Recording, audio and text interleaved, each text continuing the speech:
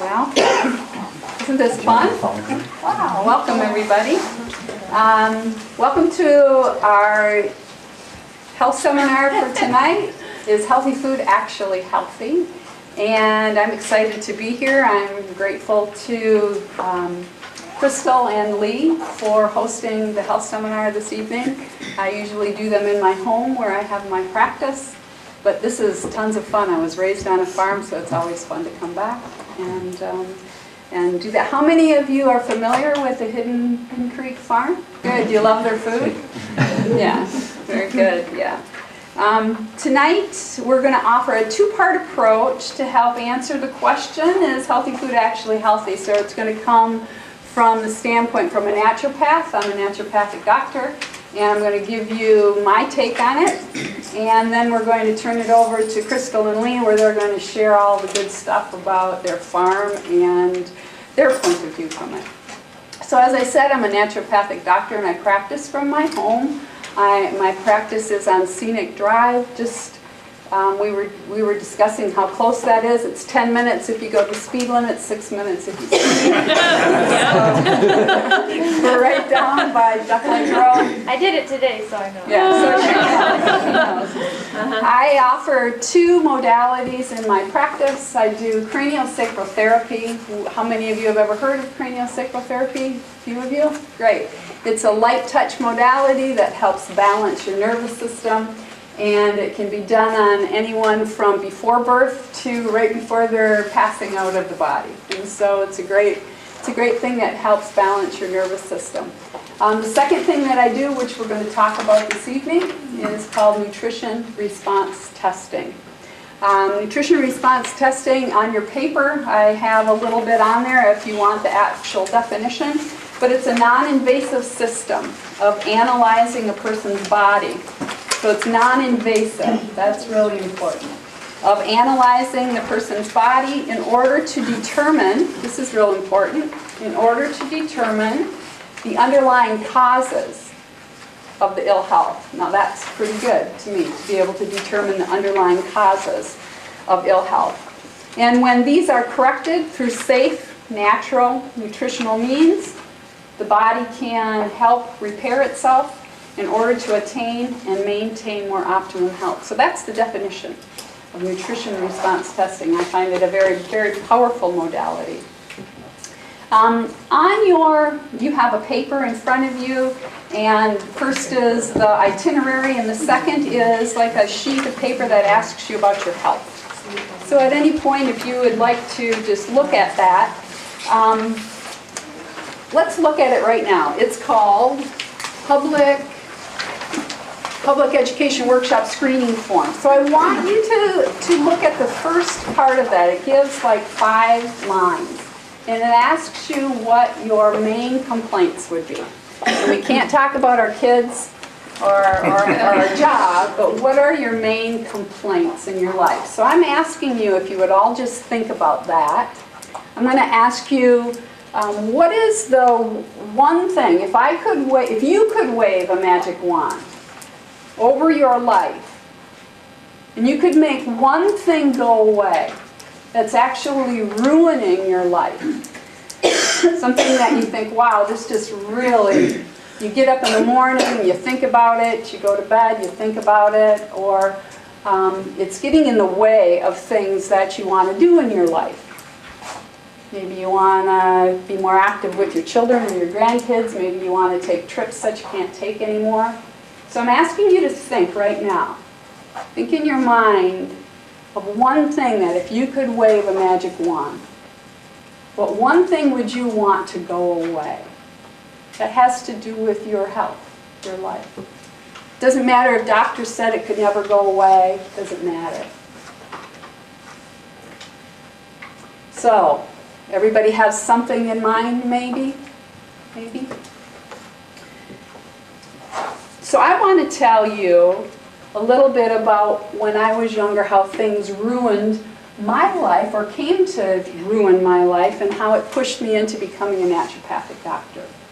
So when I was in high school, I decided to stop eating breakfast and lunch, and so I was only eating dinner.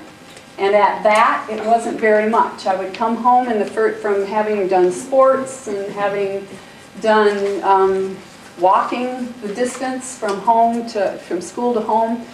And the first thing that would come out of my mouth was, "Mom, what's for dessert?" So I was real into sugar, and that was probably my favorite thing. Don't know if any of you have ever had that in your life, but my favorite thing to eat was sugar. And so by the time I was a senior in high school, I'm assuming it was because I was eating like that, my joints started to hurt. So I'm only, 18? And pretty soon my joints are hurting. I had to drop out of track, couldn't run anymore. And then later on, I became ill with chronic fatigue. And that was real difficult. I couldn't remember that I even had kids in my house. That was a scary thing. My energy level was next to nothing, and I somehow got through that. And then later I was diagnosed with Lyme disease, and that was a huge hit on my body. And I remember being very aware of that. I was the medical director at a survival school, and I was aware of what Lyme disease looked like. The kids about 3 to 4 kids a summer would come down with Lyme disease, and so I was very familiar taking them to the ER and having that diagnosed. So when I had that happen, it hit extremely hard. I couldn't get out of bed anymore. I couldn't walk, and I felt like there was a beam stuck in my head. It was just constant, serious pain. My joints hurt, even just to touch. And my thinking, what was left, had completely gone. I had to drop out of school, college, and it took me down to a space in my life with the inability to think and communicate. People would talk to me, and I couldn't come up with words to be able to respond. It was extremely embarrassing. And I remember just coming to a space within me and saying, this is life. This is what life is. And you get real humble when you can't think. And so that was a real impact on my life. And so then I have a son who was then diagnosed with juvenile diabetes and type 1. And I would say that was the thing that pushed me over the edge. That I said, I've really got to get serious and decide what it is that I can do to help my life and help my son's life. And that would be, in my opinion, the impetus that pushed me forward to become a naturopathic doctor. To be able to help others in a natural way, to be able to get your health in order, to be able to not have to rely on the medical drugs and intervention as much as possible. And so as you can see, I'm making my way back. I can now put a couple words together. I can walk. My joints don't hurt. When I'm really stressed, then I get a little joint pain. But for the most part, I am getting better. But I would have to say the one thing that helped me the most, that continues and continues and continues to help me, is nutrition response testing. And we're going to talk a little bit about that. I travel to Ann Arbor every other week to see a practitioner who does what I do 6 minutes away. And so it's helped me. It's a very powerful modality. It was created by a gentleman by the name of Freddie Uland, who's a chiropractor, who he himself was 23 hours in bed, very ill, and he needed help. He didn't know what to do. He couldn't find help that was getting him anywhere.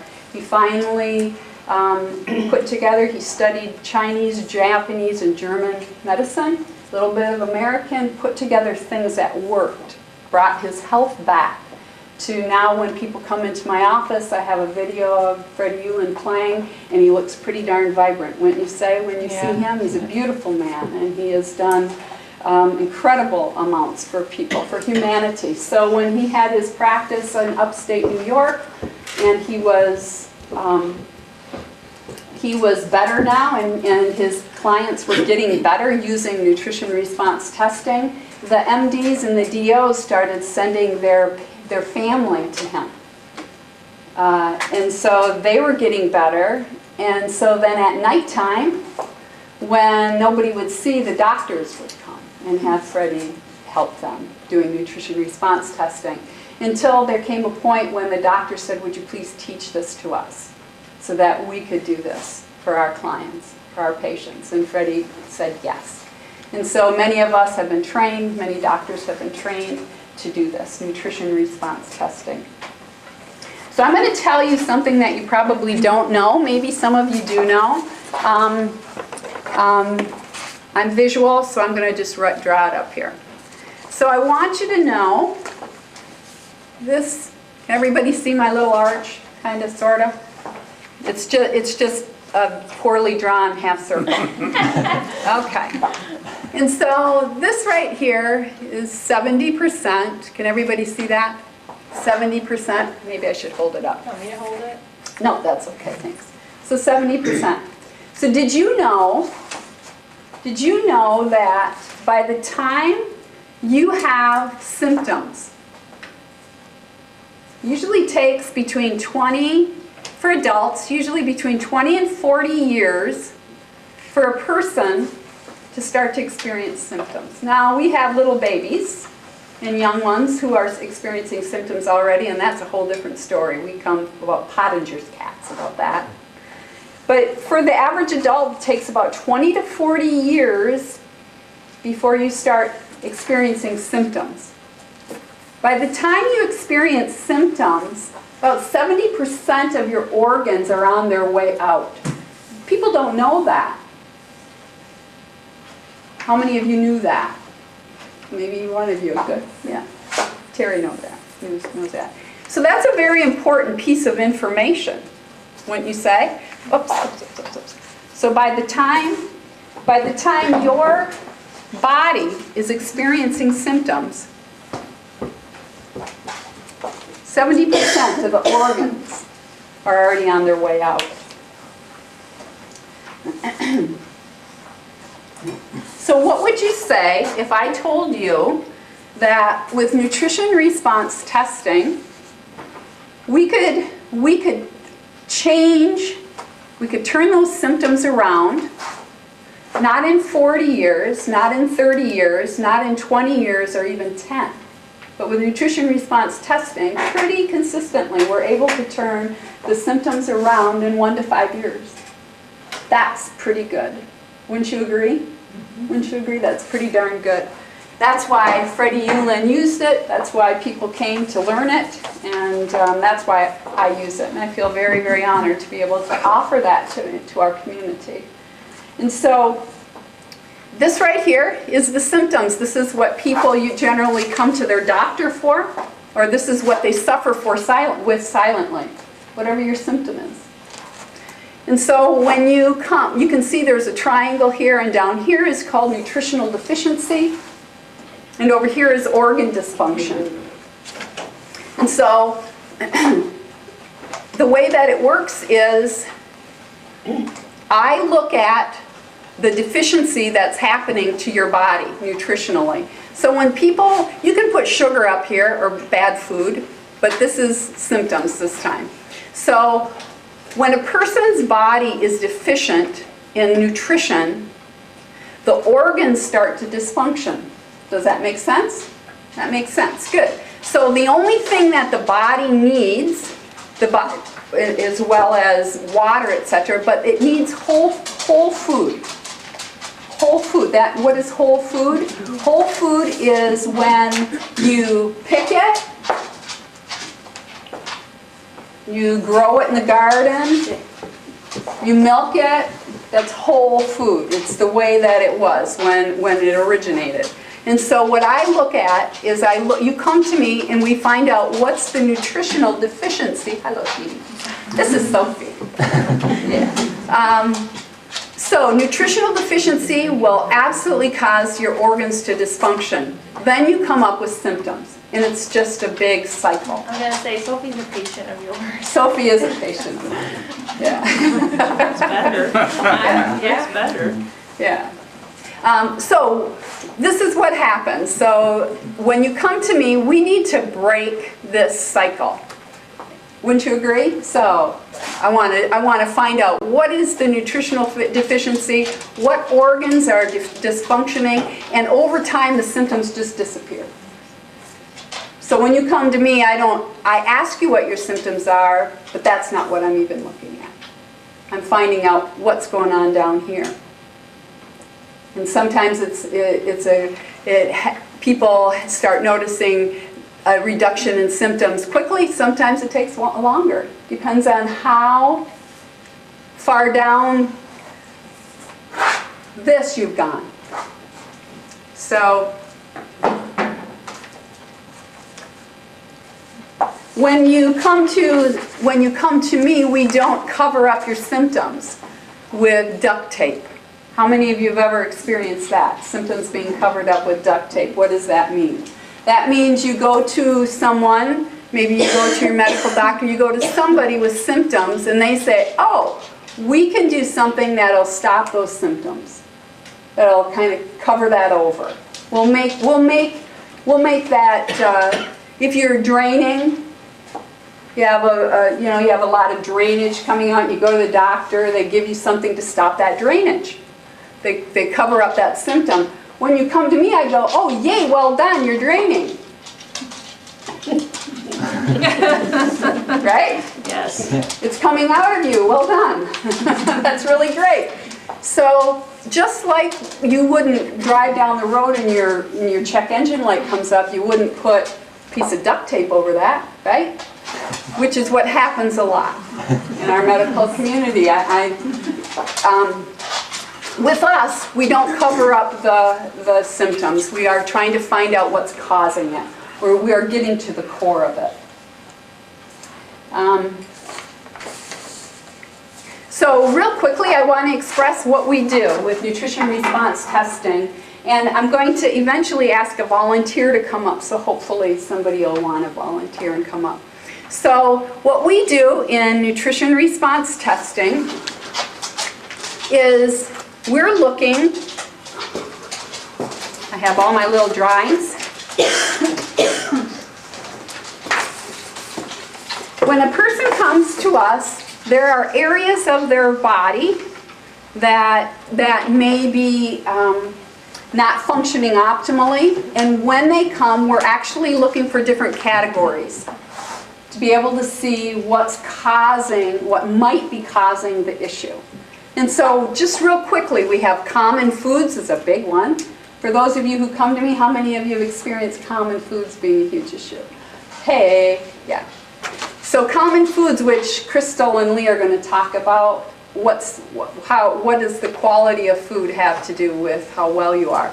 We have immune challenges that we look at. Maybe you have a virus or a parasite. Maybe you have bacteria. Maybe you have fungus going on in something that's actually causing the issue. We look at metal toxicities. Who can tell me where we get metal toxicities? Fillings. Pardon? Fillings, mercury. Anybody else think of metal toxicity? Water, deodorant, fish, all sorts of places. Where you live, what you breathe. Chemical toxicities, where would we get chemical toxicities? Who can think of that? Everywhere? Yeah. Those smellies you put into your socket to make your house smell fragrant, those are actual chemicals, toxicities. What we put on our skin. What you put on your skin, that's a big one, Karen, that's a huge one. You can get it from food too, I mean, pesticides. Absolutely, yeah, you can get it big time from food. You can get it hugely from food, yeah. And so the last one is scars. Scars are something that few people are aware of that can actually cause your nervous system to not be operating optimally. You have a nervous system, and when you have a slice across that, the impulses can gather in that scar and cause all sorts of dysfunction. This is one of the biggest ones that we have. Freddie Uland says if you don't handle the scars, don't handle anything else. It's that important. So these are the things we're actually looking for. We're not looking at a Band-Aid. We're actually trying to find the core of what's going on with you, why you have those symptoms. And so I'm going to ask, let's see, who's not a client and who would like to come up and come on up. Very good. Thank you. Yay. Okay.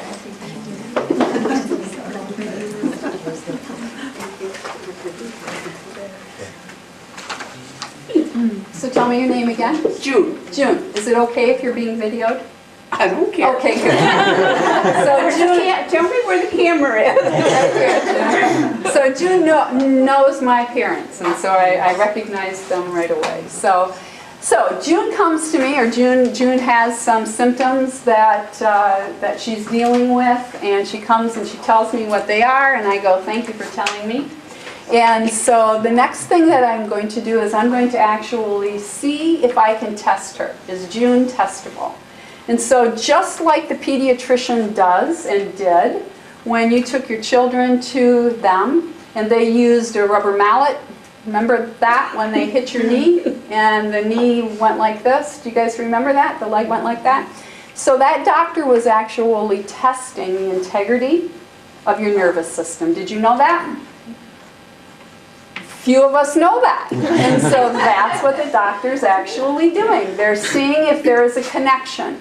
So you have your brain, yeah, most of us, right? You still have it? Usually. Down your spinal cord, and then you have all the nerves that shoot out from your spinal cord.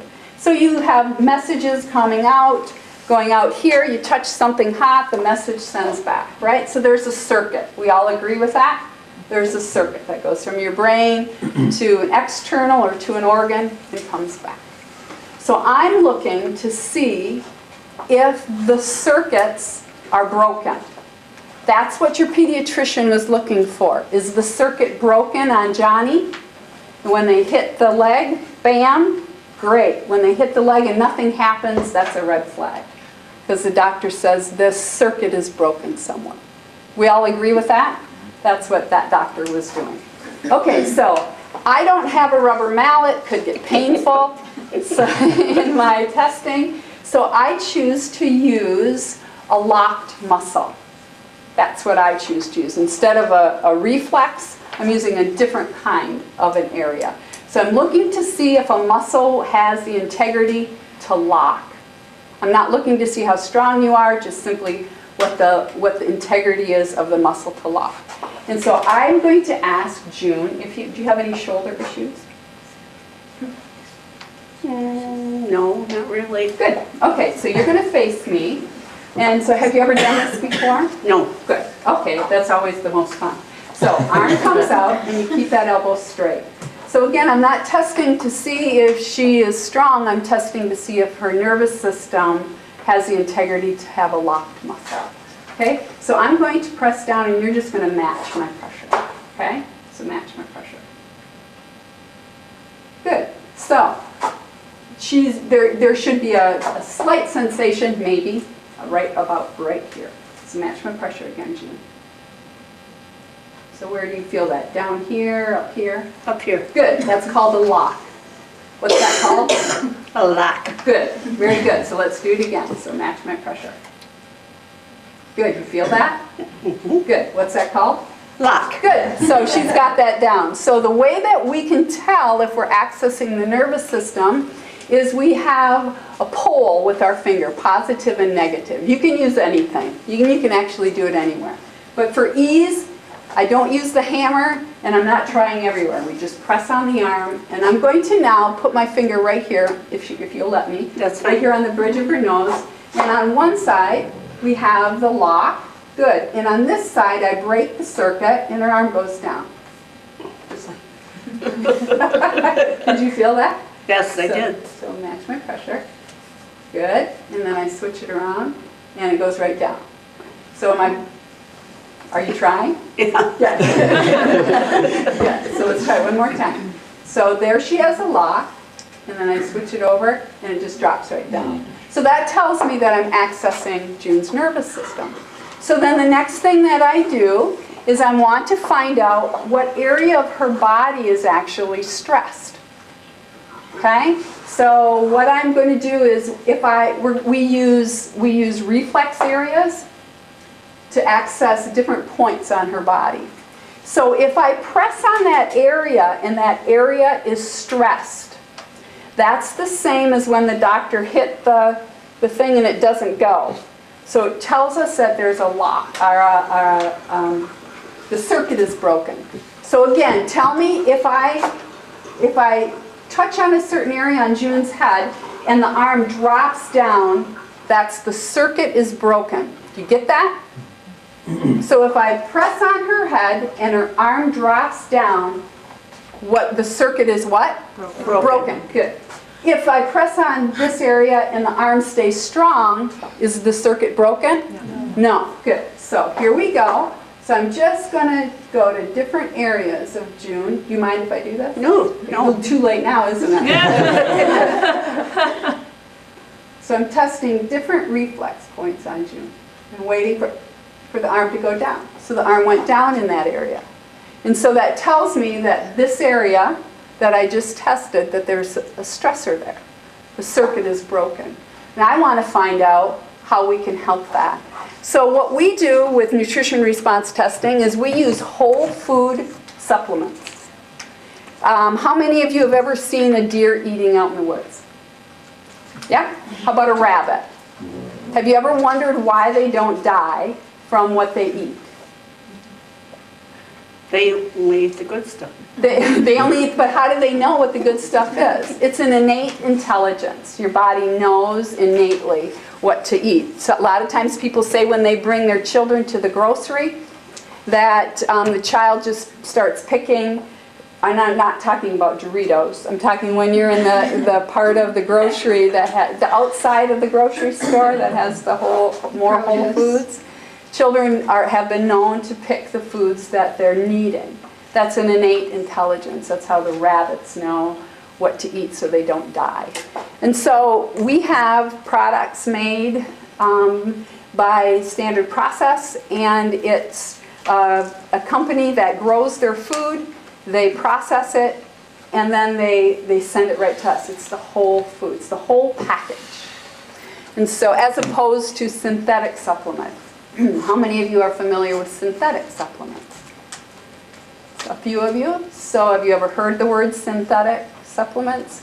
Synthetic supplements are when the people in the lab take this part and this part and this part and then they put it together to make something that your body no longer recognizes.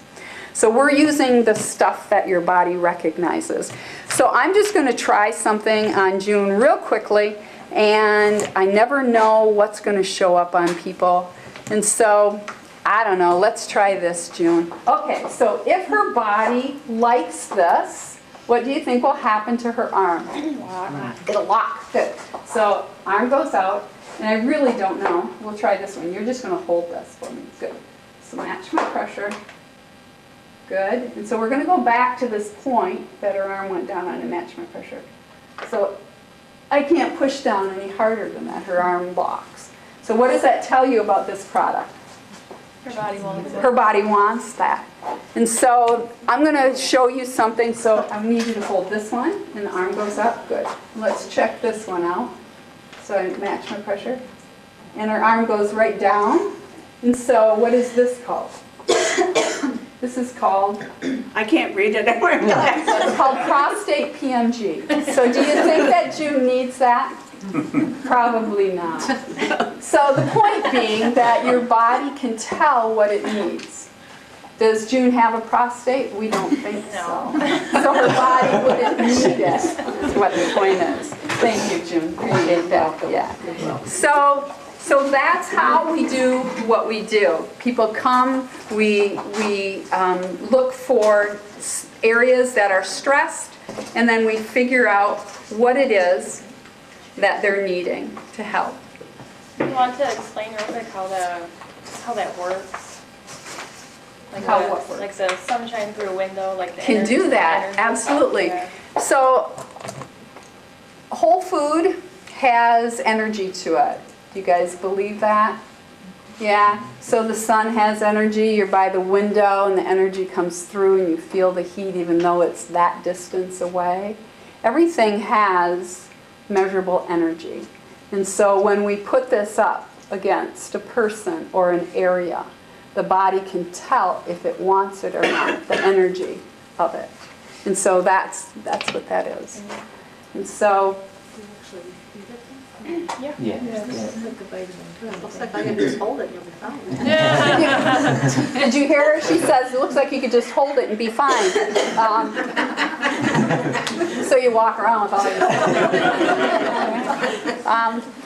that may be true to a degree. However, it's really good to help start fixing the organ problem that we're having. So, but why not, right? Why not wear your I supplements? knew people that would tape them to their body. Take them to their body? Yeah. There you go. If you're trying to say, cut back. Okay. If you try to cut back, is that what you said? So again, I want to emphasize that this is not a Band-Aid to cover symptoms. It's actually finding the root cause, the root core of something. Today, I didn't know if you knew this. There are more American children on some form of pharmaceutical drug than ever before. You guys aware of that? Yeah, just to make you aware. All in the attempt, to control the child in some way, to help some kind of issue that they're having. They're either too loud, they're too wild. They come 2 times, an hour and a half each. The first one is called an initial consultation, and I get information from you. I do a real thorough body scan. Then the second time you come for an hour and a half, I write up a report of findings. Those 3 hours with me, that's normally $150. When you come here, you get it for $45. You're welcome to just come in here and get the scan if you want. But for those of you who want to go a little step further, there's no obligation whatsoever. But what have you got to lose? Just telling you. If you have something that's ruining your life, if you want to be healthier for yourself, for your grandkids, for your own self, I just encourage you. Raise your hand at the end and we'll just go real quickly in there and I'll give you a 2-minute scan. If anybody wants to go while we're doing this, that's fine too. Oh, that's okay. We'll wait. I want them to see what you have to do. So I want to thank you for listening to what I do, but I want to turn it over to Lee and Crystal, and I love what they offer. Their food is great. Has anybody ever had their goat's milk? I've never had goat's milk before till last week. That is like eggnog, I'm telling you guys. That is really good stuff. So thank you, everyone. Alright, so we just kind of have a slideshow that we put together. And then I have some things that I want to talk about with everybody. A lot of familiar faces, some new ones.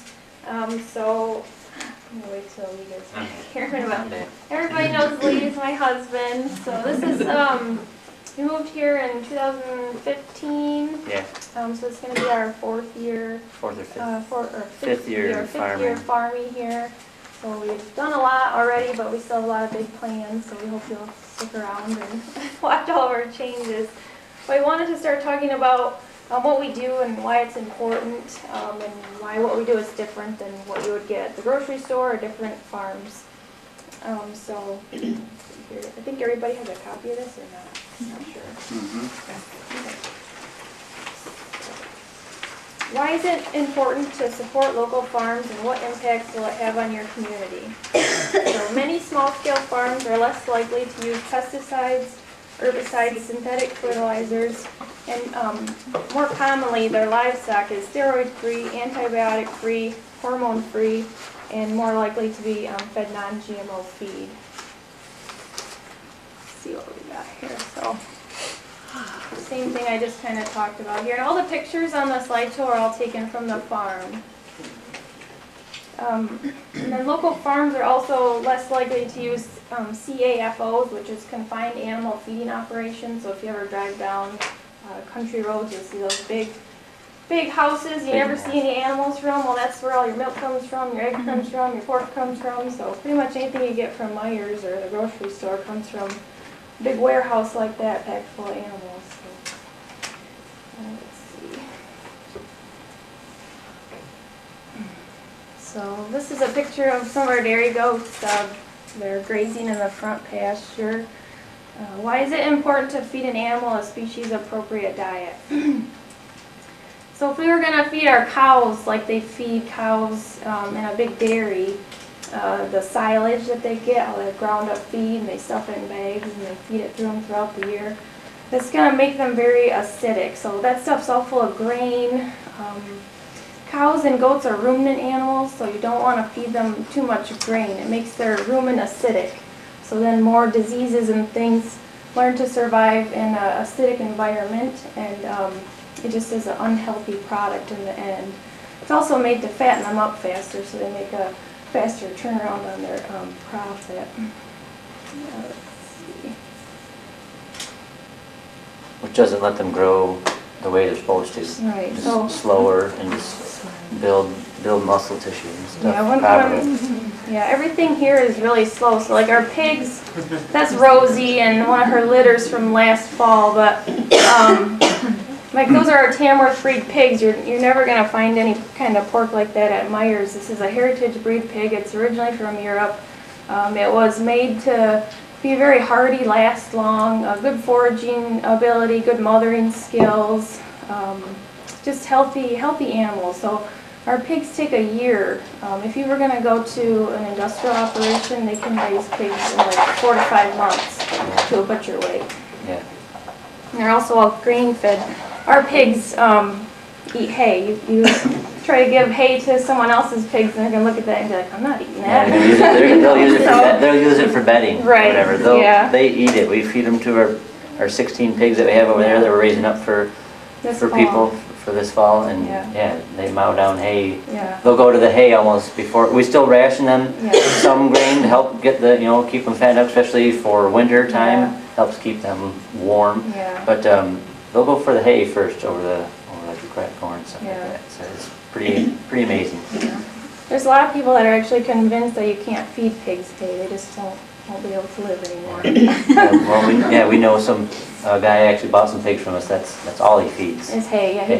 he grows his own hay, and he feeds them round bales all year, and which is great. I mean, I wish there was more people that do that, but other I wish people. we could do that. more Yeah, like if that, we had too. more property to do hay, we definitely would. But we get all our hay from a local guy right up in Montague, and he's a great guy. So, let's see. Hey, Crystal, can you Yeah. explain why the hay is better than the grain? Because I do have a couple slides that explain that more, but when you have a grass-fed animal, they're getting a lot more nutrients from the grass, so the root system in natural grasses taps way down. I mean, if you ever have seen examples of today's agriculture and like perennial agriculture, the root systems on today's agriculture is like in the first foot or two of the soil Or layer. less. Yeah, so they're very not drought tolerant, and if your crops are always tapping into that same soil layer, there's nothing left in there anymore. There's no good nutrients and vitamins in there. So if you look at perennial grasses, they tap way down into the water table level, and they pull out all these vitamins and nutrients, and then the animal comes and eats it, and in turn goes into their meat and their fat, which is very important. And if you're eating grain, you're just not getting the same benefits. Like I said, and grain also makes them really acidic and unhealthy. If you It's were usually just to fatten them up. I mean, a lot of Grain. Grain, yeah, it's all yeah. carbs. All Carbs. carbs. Sugar, Yeah, carbs. sugar, You really yeah, wanna which turns pack sugar. your And pounds on. like she Yeah. said before, sugar is a major effect, inflammation, all that stuff. So they're not going to be a healthy animal. Right. Like this right here, this is what would be inside those. Big confinement Big houses confinement for things. pork. So this is called this is what they would farrow pigs in, so that they can't turn over and roll onto the litter and smush the piglets. So we don't do that. Our pigs have an innate intelligence not to do that. And it's really amazing if you watch within like 2 days, I would say. After the piglets are born, you watch them. They know when the mom's getting ready to lay down, and they'll all move out of the way. Yeah, And then the milk bar is open, and they all go drink. We call it the milk bar because they'll line up.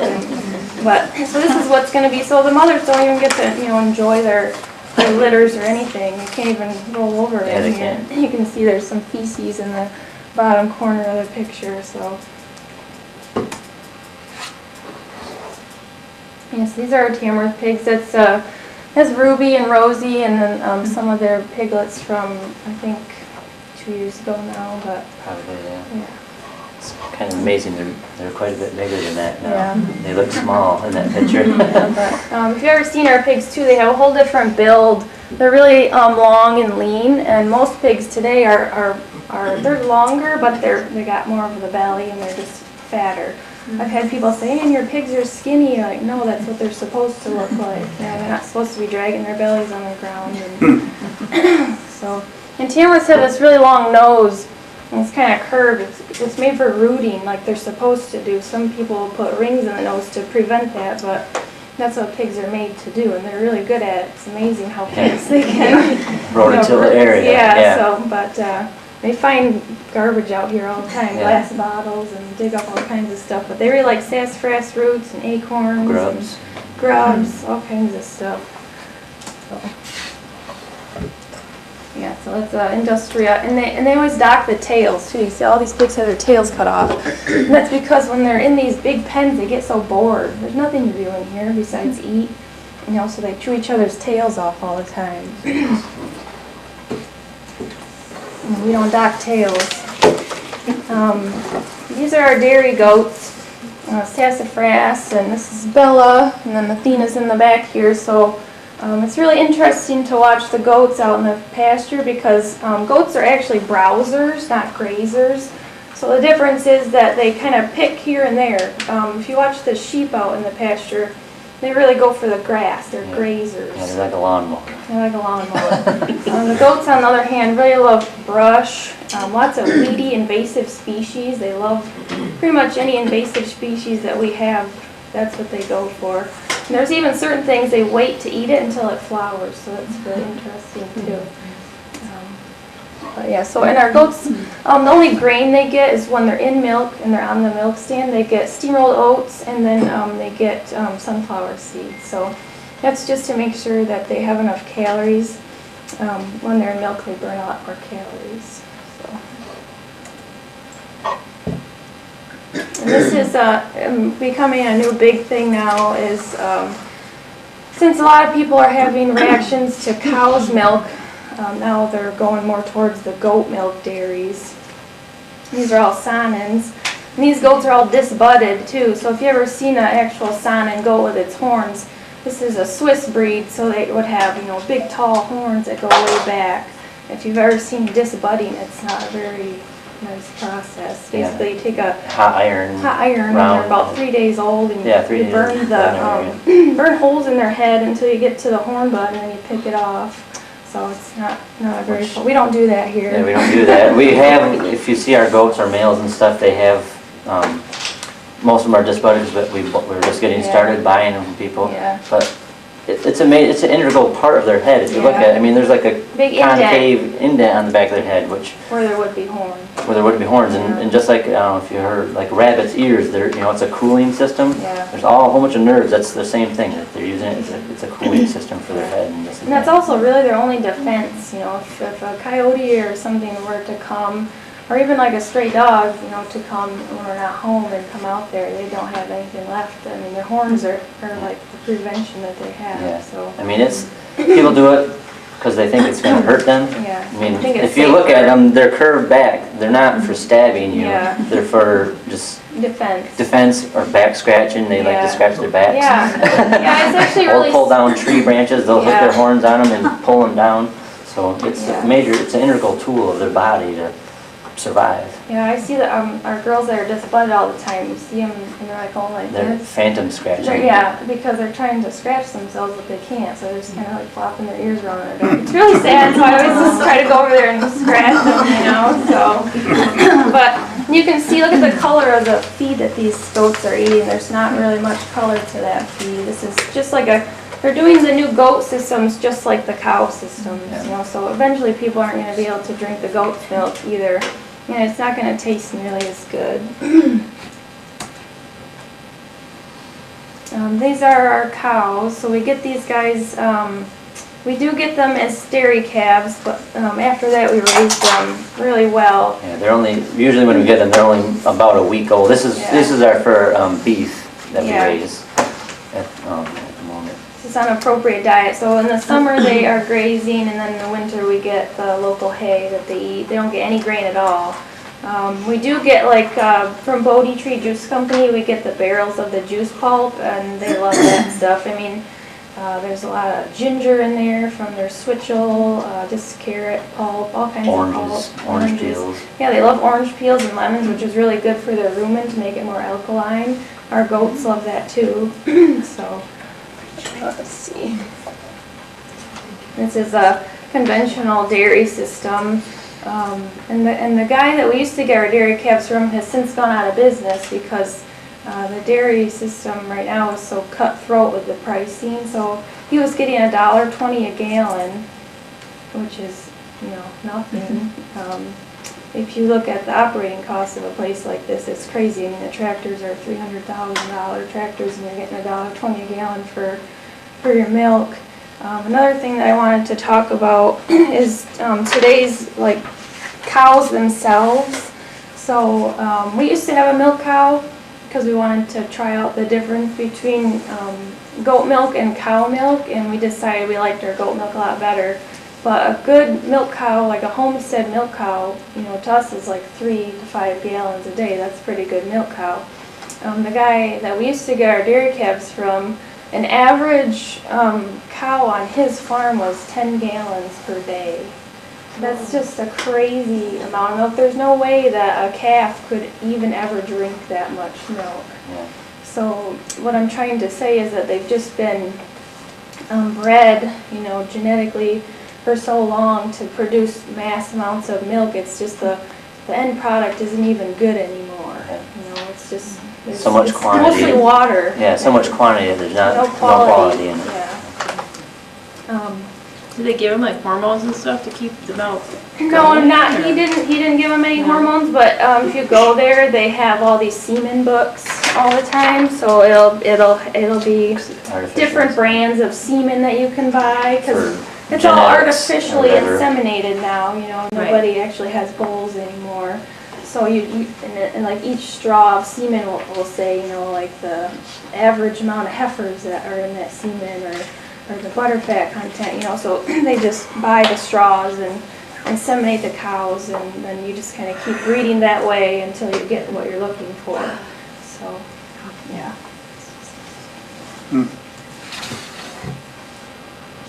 Some of our heritage chickens, so just all different heritage breeds. I'm getting kind of all over the place here, but there's a spot in here where I talk about the important part of heritage. So, so the definition of the word heritage is valued objects and qualities such as cultural traditions, unspoiled countryside, and historic buildings that have been passed down from previous generations. So heritage and heirloom means to us quality and flavor. It is also proven that both heritage breed and heirloom produce have higher concentrations of vitamins, minerals, important fats, and are easier for your body to process. On our farm, we raise heritage breeds of livestock. Heritage breeds of livestock were not developed to make people the most money and grow the fastest. They are developed and maintained to be a standalone, healthy animal. They are hardy and have great natural instincts to mother their young and forage their own food. Heritage breeds started to fall out of popularity when industrial agriculture moved in. Heritage breeds are seen to be unsuitable for industrial agriculture due to their slow growth rates and overall less productive nature. It says, have you ever tasted a homegrown heirloom tomato compared to a store-bought greenhouse tomato? It's pretty obvious to tell the difference. If you go to Myers right now and got a tomato, it wouldn't really taste like anything. It says the same can be said with the difference in heritage breed livestock versus industrial raised livestock. The taste and quality are unmatched and easily noticeably different. So like our pork meat is way more red than what you're going to see at the grocery store, and a lot of people are like, why is this meat so weird looking? Well, it's not weird looking, that's what it's supposed to look like. The stuff you're used to getting at the grocery store is the unnatural stuff. And then like the chicken fat coloring is if you get chicken at Myers, it's white and there's hardly any fat on it anyway, but chicken fat is not supposed to be white. Let's see here. So this would be like an industrial hen house, just, you know, in these wire cages. And you ever notice how like whales in SeaWorld, their fins are always flopped over? If you look at a lot of these hens, you can see that their combs are all flopped over, so they're not happy in here. And then also what they do is they cut their beaks off and burn them so that they can't peck each other, which is very painful. I mean, if somebody cut your fingertips off and soldered them, that would hurt, you know.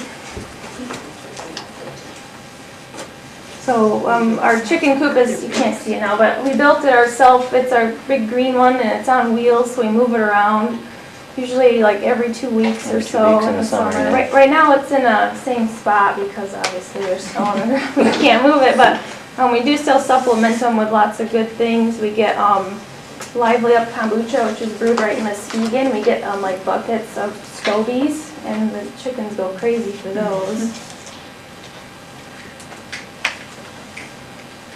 So this would be a free range house here, so there's no cages, but there's not really much room for anybody to move around in here. And I was going to also point out, if you've noticed yet, that a lot of the industrial animals are all white. There's no color here.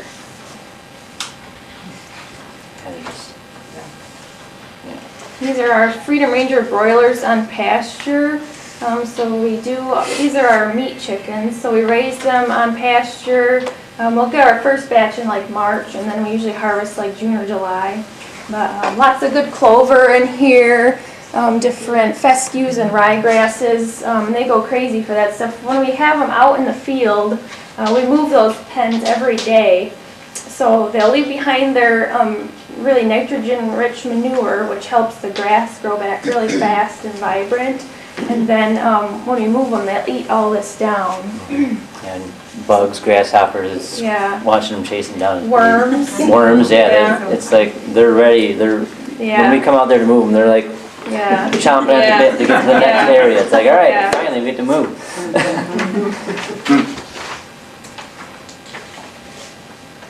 So this would be a free-range broiler house. There's not much room in here, bad air quality, and again, same white chickens. And a lot of local farms, even on small scale, like if you wanted to do your own broilers, you could go to Tractor Supply when they have their chick days, and you could get this breed of chicken. Cornish cross. But we don't use that breed of chicken because that's the industrial standard, and we don't want to raise that breed of chicken. I mean, we can raise it on pasture, it'll be a little bit better, but it's not gonna, because of its fast growth rate, it's not gonna be as healthy as a slower growing broiler. Was it 6 weeks? 6 you can weeks, butcher that chicken? You can have a chicken. Oh, Yeah. 5 pounds, If 5 they pounds. last that If long. they last Yeah. that long. Their They do hearts have go prone, out yeah, and heart their legs go failure. down. Yeah, They can't walk very well. Yeah, our first year we did a sample batch of Yeah. Cornish Cross and a sample batch of Freedom Rangers, and we've never grown these since because they were just really unhealthy. If you even look at the way they walk, they just walk a whole Waddle. different way. Yeah, they waddle. Because everybody likes their breast meat, so these chickens are grown to have really big breasts, so they just can't even walk straight up like chickens should. They're more like slumped over. And they always have bumblefoot, which is an infection, like on the bottom of the foot. It'll be just a big infection from all the weight. Sometimes they have just heart attacks and they'll just be dead in there. And a lot of times when we would process these, you would cut them open to eviscerate them, and a bunch of yellow liquid would come out, and the livers would always look really pale. And then sometimes also around the heart there would be like a sac of fluid, like their heart was under stress, you know. So, yeah, I mean, even if you're getting organic chicken from a store or something, it's still going to be the same breed of chicken. So it can only be so good. So is the price you're paying for your organic Cornish cross broiler really worth it, or should you go to a more local farm and find something even better? And two, I mean, organic, anything with organic label on it is only going to be as good as the standard, which is all government regulated. And right now a lot of organic standards are being lowered because there's a lot more money going into organic right now. Everybody's got health issues, they all want to know how to get healthy, how to get better. So maybe they'll try out this organic thing, you know, and go buy themselves some organic meat. But even on just different other things besides meat, you know, produce and I don't know, chips or grains, you know, they put organic label on there. But you know, even with the grains, you're still dealing with super hybrid grains, you know, so like I say, the root systems are still really short, and it's just not going to be as high quality as if you searched out a more heritage breed or heirloom product.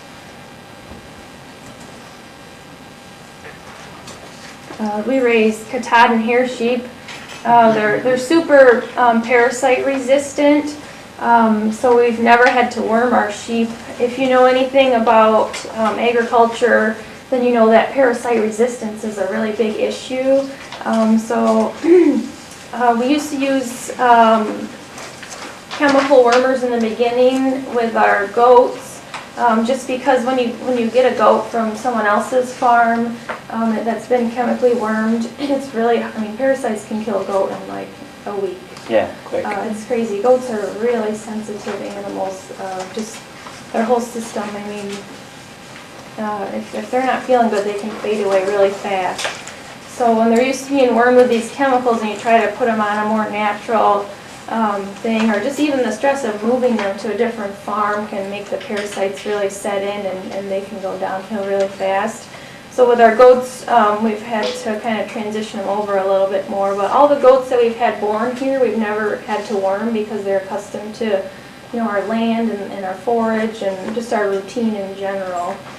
But if I was to worm, let's say one of my goats now with a chemical wormer, my vet would recommend for me to use triple the amount recommended on the bottle and use it for twice the period recommended on the bottle, because most goats are resistant to all wormers on the market. It's kind of like antibiotics now, you know, things, they learn how to survive, you know, like Monsanto's GE corn, they made that with the BT directly in the corn, so when the corn grubs would go to eat the corn, it would kill them, but they learned how to eat that and survive.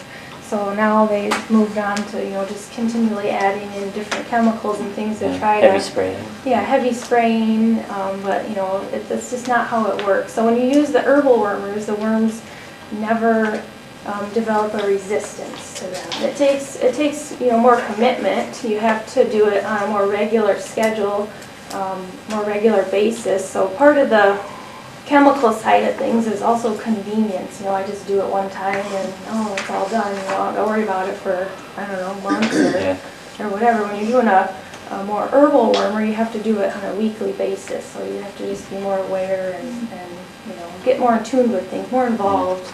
But all it is just herbs. It smells like an herb mix that you would use to rub your meat or something like that. Out there, it's like garlic and wormwood. Yeah, and clove and stuff like that. I mean, it smells pretty good actually. Yeah. But it's easier. It's just any, you know, stuff you can find out, you know, in the garden and whatnot. Yeah. Made into a powder. I grow some wormwood, and the goats like it, but you can't give it to them while they're pregnant because it can cause them to abort their pregnancy. But yeah. So this would be industrial sheep. This is a polypay breed. So this would also contribute to the wool industry. These sheep have fleece. Our sheep do not. They shed every year like a dog, you know. So you can see it's just like feedlot beef here. There's no grass here. These sheep are all being fed grain to get fat fast and go to market.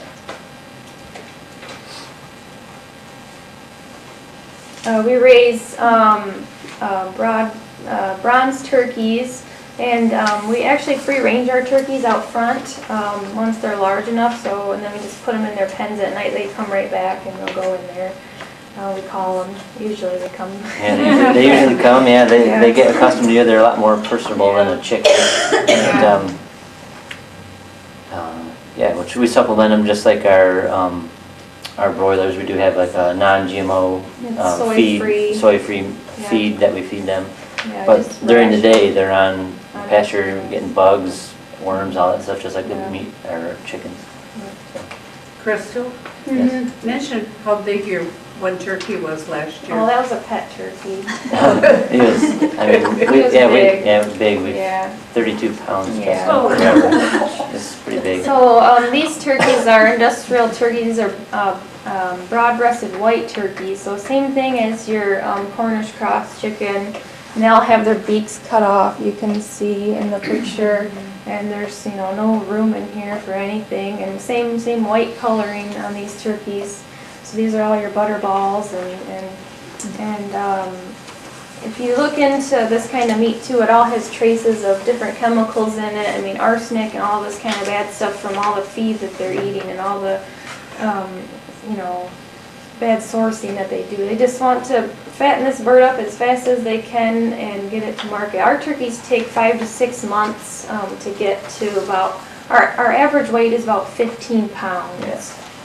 And we harvest them here, we pluck them here. I mean, they don't leave, nothing that we grow leaves the farm alive. We harvest everything here. So that's important because it causes an animal a lot of stress to put it on a truck and transport to a USDA facility, and then you don't even know if you're getting your bird back or how it died or anything like that. I mean, that's a really important part. If you're going to put all this groundwork into it and then you ship it somewhere else to have somebody do that part, that's not how we do things here. Yeah. We have a little roadside stand. I'm sure a lot of you have seen it, but we try to keep it stocked up as good as we can. We have stuff out there, usually spring through fall. And this picture is just to show, so like the stuff on our stand is not going to look perfect, but it's all edible.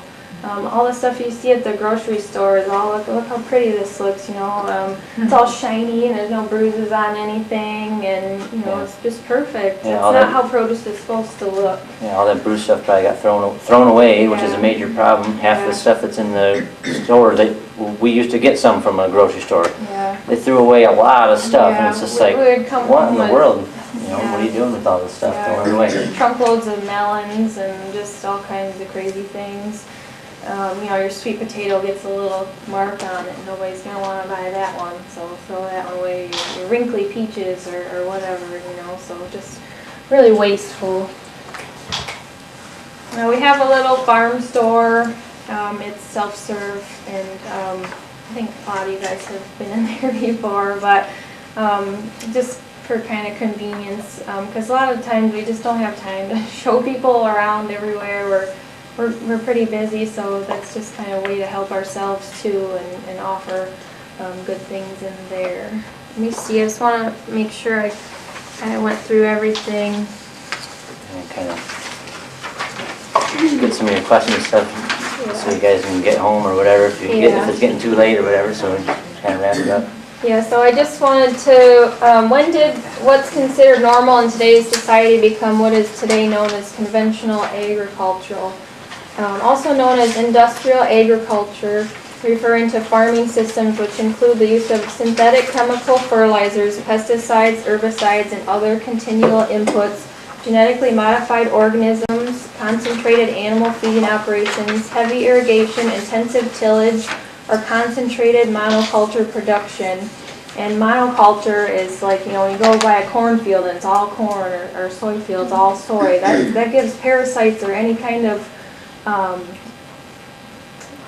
like disease a good opportunity to be able to kill off that whole cornfield, because that's all it's there is corn. When you're dealing with a monoculture, it's a lot more easy for disease and stuff to really take advantage. Yeah, especially if you do it year after year, Yeah. it knows what it's going to have to go after. And Like if I planted my potatoes in the same spot every year, I'd have so many potato bugs on there that it would just become an infestation. And the nutrients would be Depleted.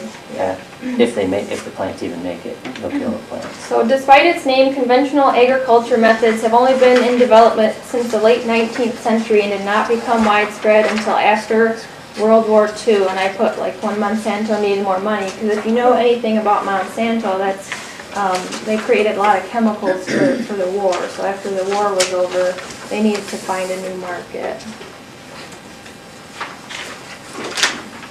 So we have events, we have a couple open farms a year, we have farm-to-table dinners, So this was one of our spring open farms that we had. This is one of our dinner events that we hosted on the farm last year. This was our ox roast. So look at the coloring of the meat on this beef. And the fat. Yeah, the fat. That's what we get from pasturing our animals, stuff like that. If you just did it by feeding them grain stuff, it'd be pretty white. I just want to read this a minute because it's important. So U.S. consumers prefer beef with white fat as compared to yellow fat. So that is the major reason the packing plants purchase grain-finished beef. The U.S. consumer viewing a meat display of beef products in the supermarket is not accustomed to selecting and purchasing meat that does not have white fat and has difficulty selecting meat that is off-color or contains yellow fat. The major cause of yellow fat is the intake of the yellow carotenoid pigment, especially B-carotene, which can be metabolized to vitamin A. A yellow-colored fat, a vitamin essential to many body processes. Excess B-carotene is stored in fat, giving rise to a yellow-colored fat. Grass forages are the major source of carotenoid pigments. Finishing diet for beef cattle contain mostly grain and very little forage. It says Iowa State has conducted studies on feeding and marketing Coles cows. Their data suggests that it takes between 70 and 90 days to change yellow fat to white fat. Most feedlot cattle would be on a high grain finishing diet for at least 90 days.